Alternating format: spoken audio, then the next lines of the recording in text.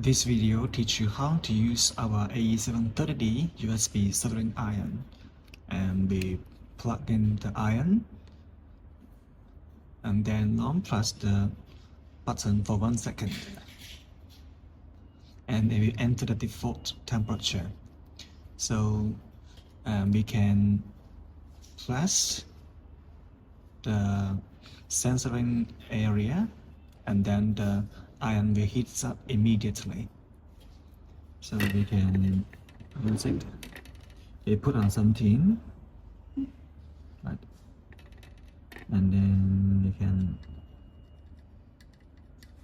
so you can see it works. And we can also check the big joints. We can see that at 340 degrees Celsius, it is a little hard to melt the solder. So we can switch the button to higher temperature. As default, we have 260, 300, 340, 380, and 420, 5 preset temperature.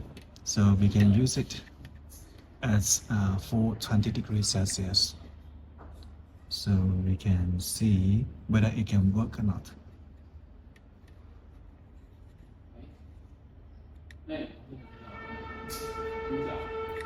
So for the big soldering joints, I think it can also work a little bit, right? It can also work.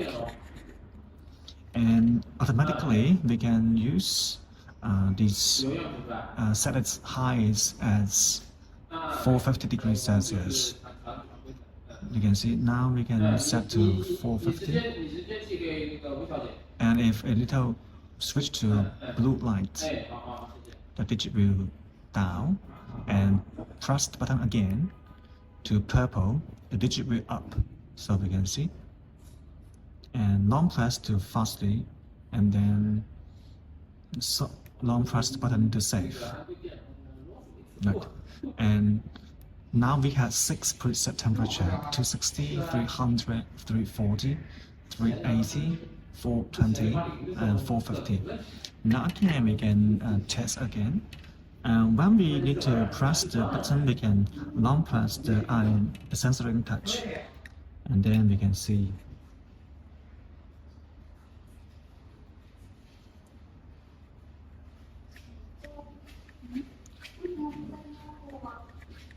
The big joints, you can see it can also work.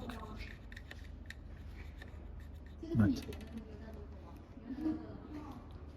So if we use the heating temperature for 1 second to 900 seconds, so means that we do not need to press the sensoring area, again holds up.